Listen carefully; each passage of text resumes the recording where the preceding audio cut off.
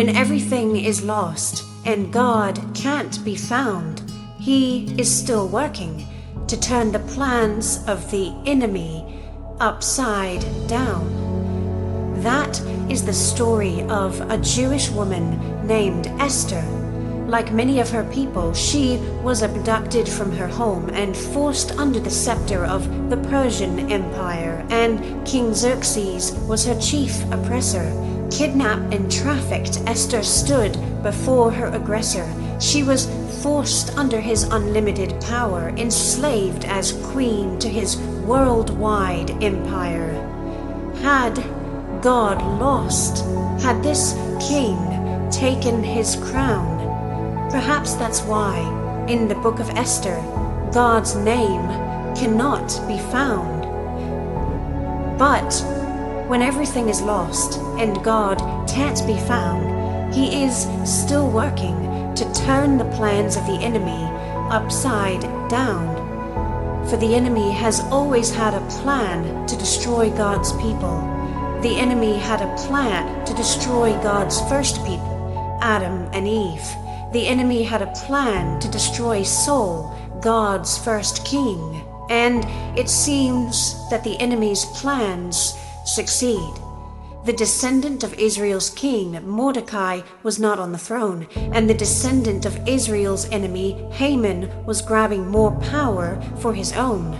God's enemies were positioned to win. Haman was given the highest position in Xerxes' court. He was robed in the king's honor, given the power of the king's sword. Haman was vested with an authority no man could ignore. Everyone would have to kneel before this devilish new lord. But Mordecai the Jew did something different than his predecessors. He refused to bow to evil rulers, hoping God was still working to turn back his enemies' measures. So Haman made a plan. He brought what would be the final death blow to Mordecai and all God's people. He presented the king with an edict that would exterminate all Israel. And under the influence of the enemy and of wine, Xerxes signed the edict, allowing Haman to destroy God's people one final time.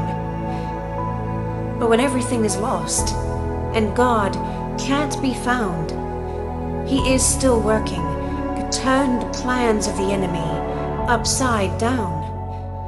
For though the Jews seemed doomed and the enemy's plans seemed fixed by Xerxes' gesture, they had one hope, for they had Queen Esther. She could risk an audience with the king. She could bring her own plans to the crown. Perhaps the God who seemed lost raised her up for such a time as this. Perhaps she could turn the edict upside down. But Esther was one of the Jews in danger of extermination. If she revealed to the king who she was, would she face annihilation? So, with hesitation, Esther laid down her life before the king. And, surprisingly, under the influence of something unseen, the king spared her life and would hear her inquiry.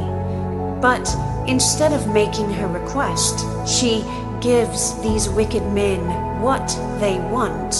Haman's pride is given a seat at the table, and Xerxes, with his queen, gets drunk. Through a series of feasts and wine, Esther would plot against this devilish crown. Clever and savvy, she began to turn the plans of her enemy upside down. In fact, everything would start to turn upside down when Haman, drunk on pride and the bottle, makes his final plan to win his final battle against Mordecai and all Israel. he constructs a massive stake on which to impale his enemy, a place where his plan would triumph, where he, as victor, would seize victory. But as soon as Haman demanded the death of Mordecai, he unwittingly fell into a trap of his own design. The king heard of how a man in his kingdom had saved his life, so he asked Haman how he should be rewarded, what should be the price. Haman, believing the man to be him, describes all the riches he wants the king to provide, only to find that it was not he, but Mordecai who would receive the king's prize. In a surprise reversal, Haman had to clothe his enemy in royal robes, vest his enemy with the power of the throne, and give his enemy the authority that was once his own. Though Mordecai would never bow to Haman, Haman would be forced to bow to Mordecai. And this was just the beginning of how God would reverse the enemy's design. Esther explained that this edict Haman made the king sign would not only mean the death of the Jews, but herself as his new Jewish bride. The edict of death Haman aimed at Mordecai curved back around to bring his own demise. The irony is so thick that Haman was sentenced to be killed on his own stick. The very place the enemy planned to win became the stake that brought his end. Then, in the hands of Mordecai, the final reversal takes place when Mordecai destroys the edict of death and God's people are finally saved. Everything was lost and God couldn't be found, but he worked to turn the plans of the enemy upside down.